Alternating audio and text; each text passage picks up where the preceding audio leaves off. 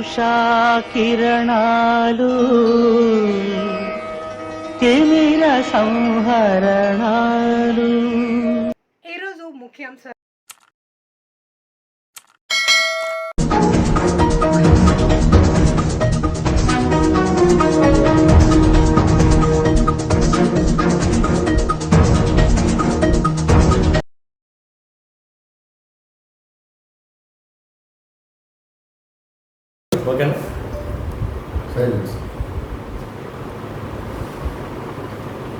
రావి వెంకటేశ్వరరావు గారు, తులసి గారు వీళ్ళిద్దరూ కూడా వైఎస్ఆర్ కాంగ్రెస్ కార్యకర్తలు, బీసీలు, ఎస్సీలు, కాపులు, మైనార్టీలు ఈ వర్గాలు చెందిన కార్యకర్తల మీద దౌర్జన్యాలు చేస్తున్నారు, ఫాల్స్ కేసెస్ పెట్టిస్తున్నారు. ముఖ్యంగా ఎస్సీ ఎస్టీ అట్రాసిటీస్.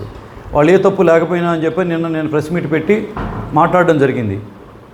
అందులో ప్రెస్ మీట్కి ముందు వెనిగళ్ల రాము గారితో నేను డైరెక్ట్గా ఫోన్లో చెప్పాను, ఇది కరెక్ట్ కాదండి, ఈ పద్ధతి మీరు మార్చండి, వాళ్ళిద్దరిని మీరు కంట్రోల్ చేయండి అని చెప్పి నేను చెప్పడం జరిగింది.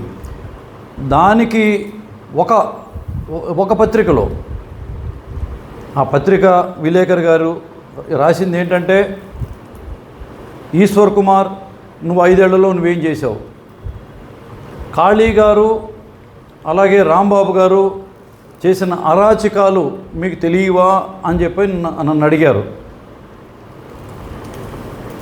ఇట్లాంటి పరిస్థితుల్లో నేను ఇప్పుడు స్పందించాలి. మళ్ళీ సోదర ఆ విలేకరు గారి మీద ఎటువంటి నాకు కోపం లేదు, ఆయనకు రాసుకునే హక్కు ఉంది. బహుశా నేను ఈ 5 ఏళ్లలో నేనేం చేశానో ఆయనకు బహుశా తెలిసి ఉండకపోవచ్చు. ఇప్పుడు నేను చెప్పవలసిన బాధ్యత ఆ విలేకరు గారికి, ఆ విలేకరు గారి ద్వారా నేను ప్రజలు కూడా నేను చెప్పవలసిన బాధ్యత నాకుంది. 2019లో కొడాలి నాని గారికి నేను ఓపెన్గా ఆయనకి సపోర్ట్ చేసిన మాట వాస్తవం. నాని గారు మంత్రిగా ఆయన ప్రమాణ స్వీకారం చేసే రోజు రాత్రే వైఎస్ఆర్సీపీకి చెందిన కొందరు వ్యక్తులు ఆయన ఇంటి మీదకి వెళ్ళి దౌర్జన్యంగా ఆయన సతీమణిని ఆయన డాటర్ని కూడా మరి థ్రెటన్ చేసినప్పుడు ఆయన డైరెక్ట్గా నాకు ఫోన్ చేశారు. యలవతి శ్రీనివాసరావు గారు డైరెక్ట్గా నాకు ఫోన్ చేశారు. అప్పుడు నేను ఒక డెంటిస్ట్ దగ్గర, డెంటల్ స్పెషలిస్ట్ నాగేంద్రనాథ్ గారి దగ్గర ట్రీట్మెంట్ తీసుకునే పరిస్థితుల్లో నా ట్రీట్మెంట్ కూడా ఆపి అక్కడి నుంచి అక్కడికి డిఎస్పీ గారికి ఫోన్ చేసి వెంటనే యలవతి శ్రీనివాసరావు గారు ఆయన తెలుగుదేశం పార్టీకి చేసి ఉండొచ్చు, నేను సపోర్ట్ చేసిన వైఎస్ఆర్సీపీ గెలిచి ఉండొచ్చు, కానీ అన్యాయం అనేది ఏ కులానికి చెందిన వ్యక్తికి అయినా సరే జరిగినా సరే నేను స్పందిస్తాను, మీరు వెంటనే యలవతి శ్రీనివాసరావు గారికి పోలీస్ ఎస్కార్ట్ పెట్టండి అని చెప్పి నేను చెప్పడం వాస్తవం కాదా అని చెప్పని డైరెక్ట్గా యలవతి శ్రీనివాసరావు గారిని ప్రెస్ ముందుకు వచ్చి చెప్పమనండి. ఆయనకి సపోర్టుగా వెనకాల వెనిగళ్ల రాము గారు మాట్లాడతారో, రావి వెంకటేశ్వరరావు గారు మాట్లాడతారో, లేకపోతే మిగతా వ్యక్తులు ఎవరైనా సరే మాట్లాడతారో మాట్లాడండి. నేను కూడా డైరెక్ట్గా మీ ముందుగా వచ్చి మాట్లాడతా, ఒంటరిగా వస్తా, నాకు ఎవరు సపోర్ట్ అక్కర్లేదు. ఆ రోజు నేను సపోర్ట్ చేయడమే కాకుండా డైరెక్ట్గా యలవతి శ్రీనివాసరావు గారు నేను ఇంటికి వెళ్ళి ఆయన సతీమణికి, ఆయన కూతురుకు కూడా అమ్మా నేనున్నాను, నీకు నేను సోదరుణ్ణి, ఏం పర్వాలేదు మీరు ధైర్యంగా ఉండండి, పోలీస్ ఎస్కార్ట్ నేను పెట్టాను. నేను హాస్పిటల్ నుంచి వెళ్ళే టైంకే ఆల్రెడీ పోలీస్ ఎస్కార్ట్ వచ్చి ఉన్నది.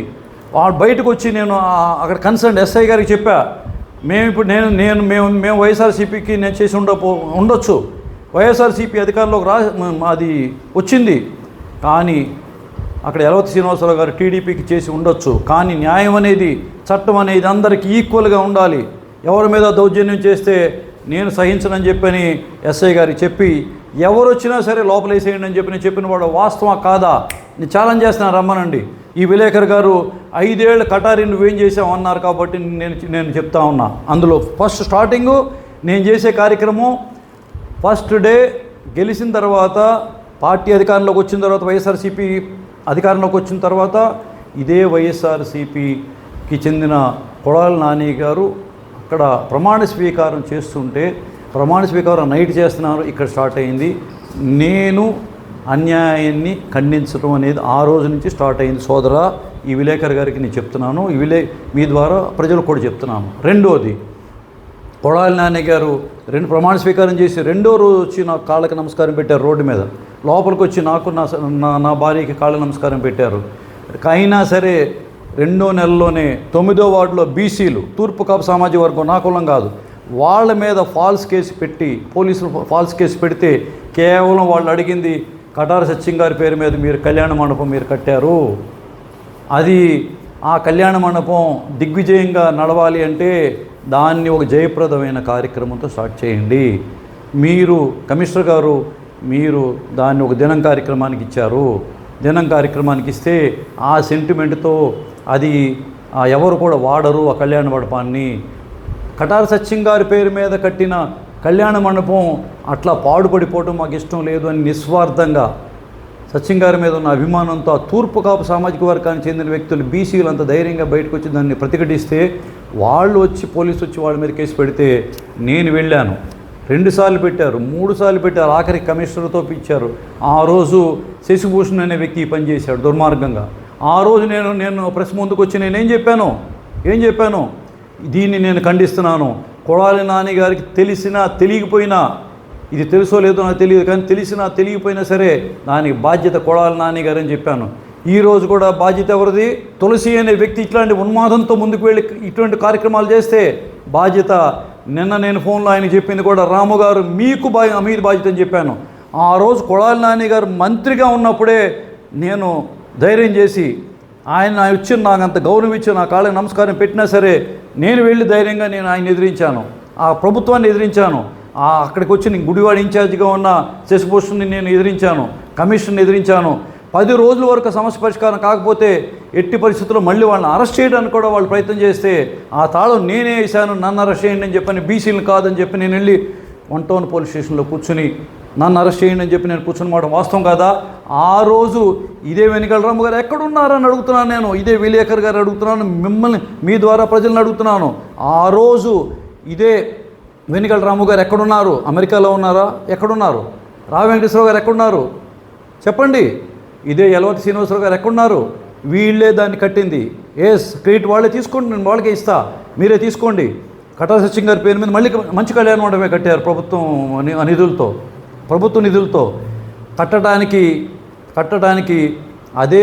డిఆర్కే టైమ్స్ ఛానల్ని లైక్ చేయండి, షేర్ చేయండి, సబ్స్క్రైబ్ చేయండి. చివర్లో గంట నొక్కడం మర్చిపోకండి.